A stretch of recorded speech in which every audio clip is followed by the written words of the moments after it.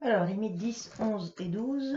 Donc là, on vous propose de calculer la limite quand x tend vers moins l'infini de exponentielle i1 sur x, racine carrée de x carré plus x moins 2, et ça plus x. Donc en moins l'infini. Donc on commence par passer à la limite dans la relation. Quand x tend vers moins l'infini, 1 sur x va tendre vers 0. Donc exponentielle de 1 sur x va tendre vers 1. Ici, on aura plus l'infini, moins l'infini, mais on sait que c'est le x carré qui l'emportera, puisqu'il est beaucoup plus grand que x moins 2 au voisinage de moins l'infini. Donc sous la racine, ça va tendre vers plus l'infini. Ma racine va tendre vers plus l'infini.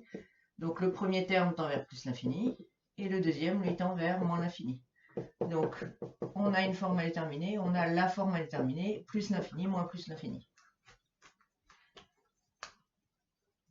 À nouveau, on va essayer de faire apparaître des taux d'accroissement. Alors un peu plus compliqué ici. Tout d'abord, on va faire ce qu'on a proposé, ce que j'ai dit en passant à la limite, c'est-à-dire mettre le terme qui domine en facteur sous la racine. Donc l'exponentielle, je ne vais pas pouvoir en faire grand-chose pour l'instant. On va voir après.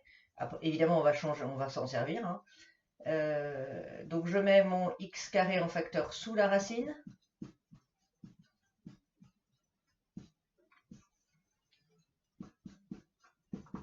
Je sors le x carré, donc racine de a, racine de b, c'est racine de valeur absolue de a,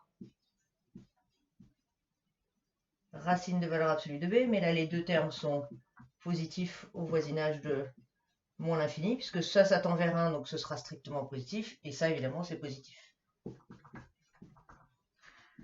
Du coup le racine de x carré, ça fait valeur absolue de x, l'autre terme ici, et là valeur absolue de x, comme x on va le prendre négatif,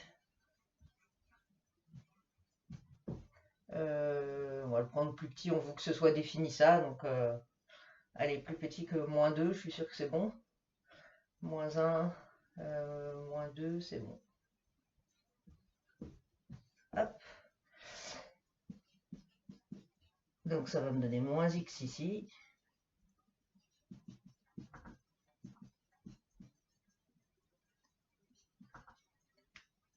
Et donc là, si je repasse à la limite à ce stade-là, donc j'ai mis mon fameux terme dominant en facteur sous la racine, j'utilise des propriétés de la racine, on avait fait la même chose, on fait la même chose pour le logarithme.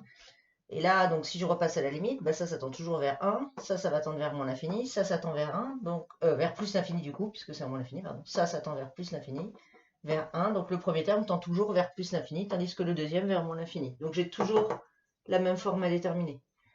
Donc là, je propose, comme j'ai toujours cette forme à déterminer là, de mettre le terme x, qui est le terme qui me donne la limite, en facteur, et je me retrouve avec ça.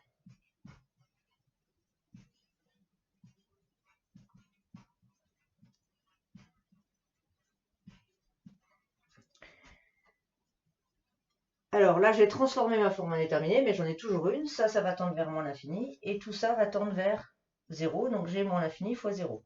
Alors, quand on aura les développements limités, là, on fera un développement limité, puisque dans mon exponentielle, ça tend vers 0, et on a racine de 1 plus quelque chose qui tend vers 0. Donc là, on pourrait faire des développements limités, ce qui me donnerait d'ailleurs d'autres informations sur f.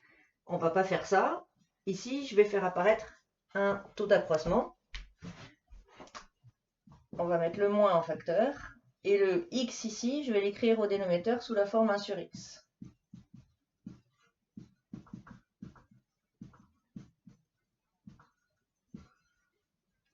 Et là, on voit apparaître phi de 1 sur x moins phi de 0 sur 1 sur x moins 0, où phi, c'est la fonction exponentielle t racine de 1 plus t moins 2t carré. Donc pour terminer, comme cette fonction-là, elle sera dérivable en 0, on va le vérifier, il n'y a pas de problème, parce que sous la racine, ça va me donner 1, ça ne s'annule pas, donc j'ai une fonction qui est dérivable en 0, je vais calculer son nombre dérivé en 0, et donc phi de t moins phi de 0 sur t moins 0 va tendre vers ce fameux phi' de 0 quand t tend vers 0. Et quand on va composer par 1 sur x qui lui tend vers 0 quand x tend vers moins l'infini, ben on aura notre limite de f. Donc il reste ici à calculer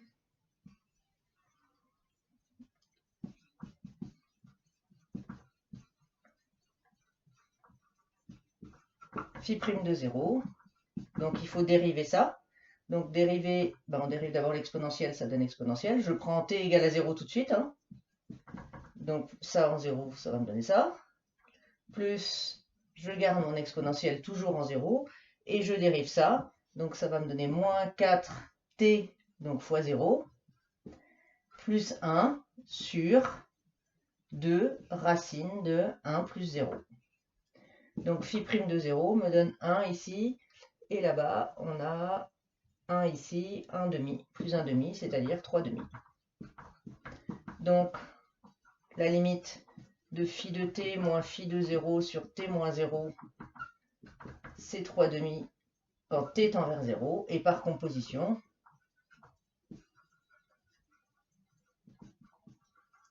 la limite quand x tend vers moins l'infini de phi de 1 sur x moins phi de 0 sur 1 sur x moins 0, c'est aussi 3 demi.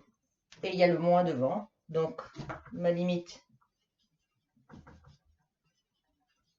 de f en moins l'infini, cette fois, c'est moins 3 demi. Donc là, c'est bien moins l'infini, et là aussi, hein, après la composition.